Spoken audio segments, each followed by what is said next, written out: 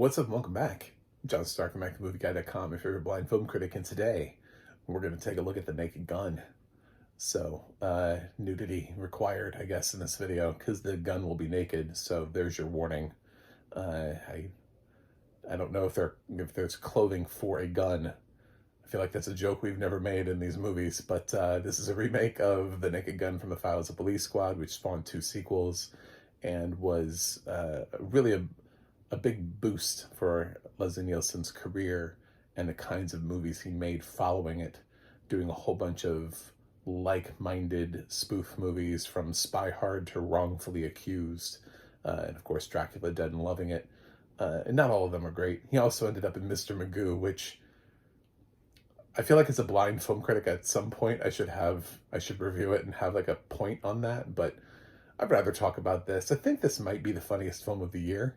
It's definitely up there, and I don't think it's going to be beaten by something in the latter part of the year when we're in the middle of awards season. I don't know that necessarily we're looking at, the big gangbuster comedy coming out in the last 3 months of the year, but who knows? Maybe we are. So I think this one just will the Golden Globes have the balls to nominate this for Best Comedy? I hope so. And also, Liam Neeson. I know this film didn't do gangbusters at the box office, but it's like the highest grossing Liam Neeson movie probably in like the last 5 years. So can we please just let him do only this? The other movies he's making are terrible. Like this, in the same summer, he also had to release Ice Road Vengeance, which was not good. Also, we're experiencing a Pamela Anderson renaissance as well. That's nice. Following up on her last Showgirl. Just, near Oscar nomination. Awards darling, getting her back into the race. She's perfect here. I loved Pamela Anderson in this. She is down for all of the silly jokes. Some of them are great, and she totally understands the humor, totally gets the gag, and understands why it's funny, and understands why she makes it funny. And I think she's always had a little bit of a knack for the comedy more than the drama. The drama has been harder to pull out of her, which is what makes Last Showgirl such like an achievement, is because it's a little bit more of a serious role for her, even if it is somewhat closer to her career. Comedy, she had a sitcom on Fox for a while, so Stacked, if anybody remembers that. So she was considered for the Austin Powers franchise. It's a little bit more in her up her wheelhouse. I still think she would have made an excellent choice had they continued to make Austin Powers movies. I don't know why they didn't, but we should have already had an Austin Powers 4. We shouldn't be trying to like legacy sequel that movie back into existence. We've got Paul Walter here, who's continuing to get a higher profile.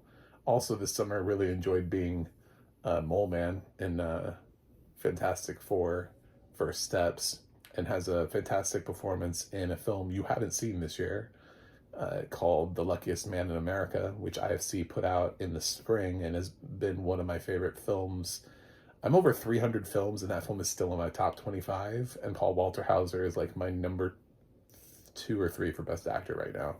So, yes, I like that film a lot. Also, here, there's some fun cameos and stuff. There's some good gags. There's one where, because Neeson and Walter play the junior versions of their characters from the original Naked Gun movie, and then they cut to a picture of OJ. That was one of the best jokes in the movie. It's a great joke. I also loved so many of the gags. Okay, so Neeson plays Frank Drebin Jr., who is of course part of Police Squad and handling crimes, and in the same way Leslie Nielsen's Frank Drebin would have. And he's on thin ice he doesn't necessarily follow rules and procedures. He's got some great lines. I don't want to ruin them, but I I was so amused by the writing, and it reminded me why I love The Lonely Island and why I love the stuff that Akiva Schaffer puts out. I know Lonely Island also worked on that Land of the Lost movie, which didn't work out for them, but basically everything else I'm good with. So um, there's a running gag about constantly handing him coffee. Like, he gets coffee no matter where he goes, and the audio description is great at tracking it too, so you always get the gag. Like, he always gets handed the coffee and the audio description's like right there with it. So it's a running gag that you get throughout the whole film, and we get to enjoy it every single time, and it's a lot, like a lot of the film. So there's a hilarious sequence with a snowman that goes it's a very weird place, and a very dark and weird place that I wasn't expecting.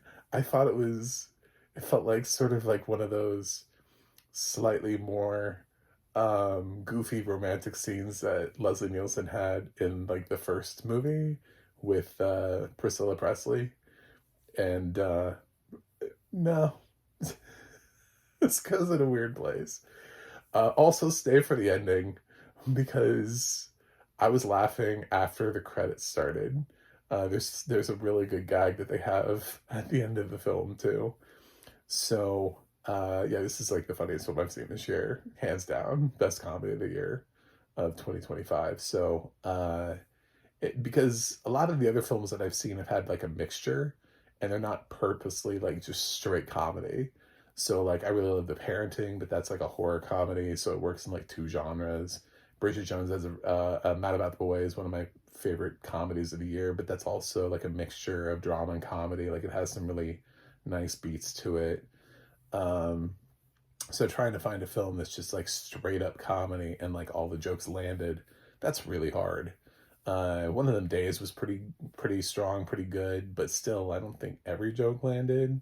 So but definitely one of the more memorable comedies of the year. Otherwise it's been kind of like hit and miss.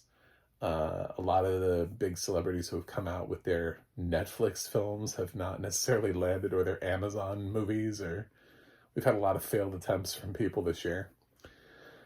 So this is I don't know, this is it.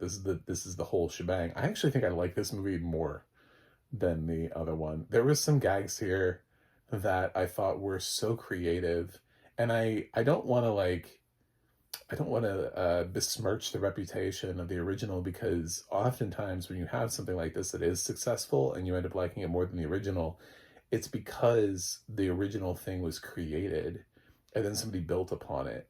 It's sort of like when you get a really good film adaptation of a novel. It doesn't necessarily mean it's better than the novel. It just understood what worked about the novel and how to magnify that. So Akiva Schaffer, along with, I'm sure, from some influence from Seth MacFarlane, because a lot of these jokes feel like Seth MacFarlane jokes, really just understood what was funny about this. It wasn't adapted by somebody who felt like they were just hired to do Naked Gun and revive it. It felt like somebody who loved Naked Gun and completely got it and understood it and brought it back to life. And I think that is what makes it compelling, is that there's an understanding. They're not trying to top the original. They're just sort of accidentally doing it. What they're trying to do is just pay a solid homage to it and be as good as the original. It's just, I think there are some parts of this that I think land a little bit better. I think I actually enjoyed Pamela Anderson a little bit more than I did Priscilla Presley. And plus, you don't have the awkwardness of having to sit through a film with O.J. Simpson in it. So there's that. So when we talk about films that don't age well, The Naked Gun is good, but it does have a thing in it. And it's a thing that you have to get through in order to get through the movie. So at least we're clear of OJ, except for one gag that is absolutely at his expense, and thought that was funny. So check this out. He's up against, Frank Drebin is up against Danny Houston playing a bad guy who he plays a lot of bad guys. He was the bad guy in The Crow last year, in case you forgot that. I'm sure you did. And he's looking for the PLOT device. It's that kind of humor. It's just brilliant stuff. And I know it's silly and stupid, and these movies aren't like highbrow comedy, but man, they are smart. This is, you have to make these jokes work, and they have to land.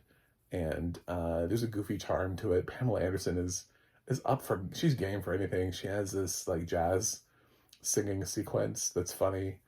And Neeson later on is going to sing too, and it's kind of really silly. Neeson understands that he has to deadpan it. So he has to play this with like no inflection. Every single line has to be delivered with the same sincerity and seriousness that he would deliver any line in any one of these shitty movies that he's made, ever since he got a particular set of skills that he developed over a long period, which he's now using in The Naked Gun. So Hollywood, Paramount, please order like 5 of these. Order enough of these so that Liam Neeson doesn't have to make anything else. Actually sign him to a contract that says, we will make more Naked Gun films, but you can't make anything else. No more of these D-level movies. I'm so exhausted of seeing Liam Neeson's latest abysmal effort into cinema, and how Hollywood continues to treat him like he's hot garbage and he can't get a renaissance to save his life. We've gotten Nicolas Cage renaissance where he's starting to get interesting work again. For some reason, we always seem to have an actor who is just stuck in shitty roles. And right now it's Liam Neeson, and he can't get out of them. And John Travolta, too, by the way. John Travolta, everything that John Travolta's been offered in the last... I don't even know what the last good John Travolta role was.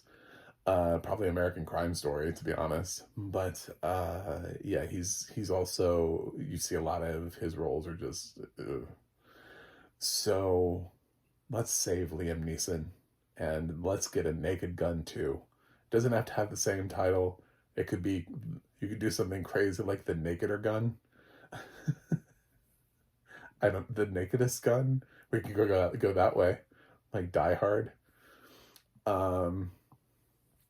So, but I like the audio description to this too. By the way, the audio description is just fantastic because it's a very sight gaggy movie. Lots of those kind of things in it, and this is just an expertly crafted audio description track that I adored. So shout out to that as well. I'm a fan of this. I'm gonna give The Naked Gun, the 2025 remake, I'm gonna give it an 8 out of 10. Are there funnier movies? Sure. Are there funnier movies this year? Not that I can think of. This has not been a great year for comedy. I keep looking for, that film that just stands out. I'm like, man, I'm going to remember that for years. And this is the closest thing that I've seen to it, where it's like, well, I want to watch that again. I want a sequel, all those things. Like, it's checking those boxes. But in other years, this would have been like my third or fourth. And there would be just something that hits a lot harder or feels uniquely original. Like, the funniest film of the year shouldn't be a remake, but it is. And that's just the cards we've been dealt in 2025. So thanks for watching. Thanks for subscribing. And I'll see you guys on the other side.